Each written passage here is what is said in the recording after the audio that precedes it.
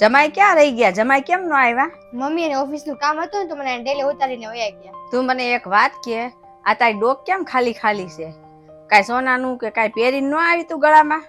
તને તારી સાસુએ કાંઈ અપાયું નથી સોનાની વસ્તુ કાંઈ? તું તારા પિયરી આવી છો તો ગળામાં કાંઈક સોનાનું કાંઈક પહેરીને ન હોય તારે? અરે નાના મમ્મી, ચેન ને એવું તો છે જ તે મારી પાસે, અને મમ્મીએ કાઢીને રાખ્યું તો કે આ ચેન પહેરીને જા, સોનાની વીંટી છે એ બધું પહેરીને જા, પણ મેં જ ના પાડી દીધી. તને ખબર તો છે આજકાલનો માહોલ કેવો છે, અને હું પાછી આ ગાડીમાં બેસીને આવવાની હતી, અને કાંઈક થઈ ગયું હતું, કાંઈક લઈને વહી ગયું હતું, એટલે પછી ન પહેરીને આવી. નકર છે ને મમ્મીએ તો કાઢીને રાખ્યું જ તું, એણે મને કીધું તું કે તું પહેરી જા, પણ મેં જ ના પાડી દીધી. હું તુંય તે આ નવા નવા લગ્ન થયા છે તારા, તો આજુબાજુ વાળા બધા કેવું વિચારે કે આને કાંઈ ગળામાં કાંઈ પહેરતી નથી ને આમના માટા માર્યા કરે છે. આ સમાજ શું કહેશે એ તો તું વિચાર કાંઈક. જો નવા નવા લગ્ન થયા હોય ને તો તમારે શું કરવાનું હોય ખબર છે?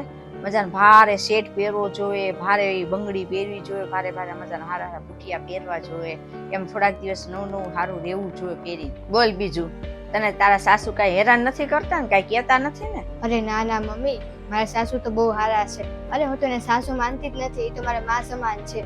મમ્મી છે ને હું જાગું ને એ પેલા છે ને જાગીને અને છે ને ચા બનાવીને બધાને છે ને ચા આપે ખરી, તો મને છે ને હું જાગી ન હોઉં ને તો મારા રૂમમાં આવીને દઈ જાય મને ચા. તું આ બધું ખોટું નથી બોલતી ને મારા મોઢે, મારું માન રાખવા. તું છે ને ત્યાં છે ને તારા હારિયામાં હાવ ભોળી ન બનતી, નકર ભોળાપણનું બધું છે ને ફાયદો ઉઠાવશે. એ બધા ઘરના છે ને ઉઠ્યા પહેલા તું રસોડામાં કામ કરવા ન ગરી જાતી, અને કામવાળાને જેમ કામ ન કરે ને એટલી બધી ભોળી ન બની જાતી. તું છે ને બધી હામાં હા ન રાખતી ને બહુ ભોળી ન બનતી. બધા કામ તારી પાસે જ કરાવશે, એટલે કહું છું તું બહુ ભોળી ન બન. પછી છે ને અંતે તારે જ તે રોવાનો વારો આવશે. મને ખબર છે તું બહુ ભોળી છો, પણ તારે શું કરવાનું ખબર છે? અમુક વાર છે ને તારે બાના આપી દેવાના કે મને ગોઠણ દુખે છે ને પગ દુખે છે ને, એમ કરીને તારે તારા રૂમમાં વહી જવાનું, આરામ કરવા. બહુ ભોળું નહીં બનવાનું. કામવાળી તો તું છે ને હાવ બનતી જ નહીં ઘરમાં, નકર છે ને તું ઈ ઘરમાં કામવાળી જ રહીશ. અને આ મારી વાતને છે ને તું યાદ રાખજે, જરાય નમતું તો મૂકવાનું જ નહીં ઘરમાં. મમ્મી, એક તો પહેલી વાર હું લગ્ન પછી મારા પિયરે આવી છું, અને તું મને આવું શીખવાડે છો? પોતાની છોકરીને આવું શીખવાડાય? અને મારા સાસુ તો એટલા સારા છે કે ઘરનું બધું કામ એ કરે છે, મારે તો જીદ કરવી પડે છે કામ કરવા માટે.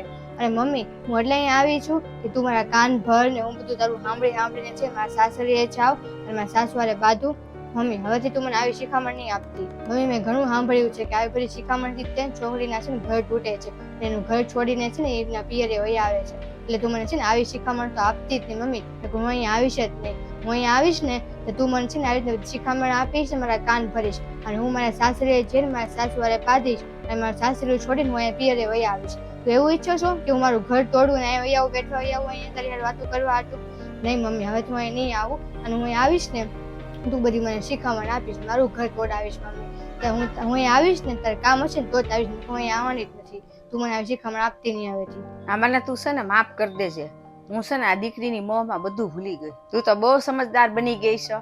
હવે મારી દીકરી છે ને ઘર આખું સંભાળી લેશે. હા મમ્મી, ચાલ હવે આપણે છે ને જમી લઈએ, મને બહુ ભૂખ લાગે છે. હું હાથ પગ મોઢું ધોઈને આવું પછી આપણે જમવા બેઠીએ. હા.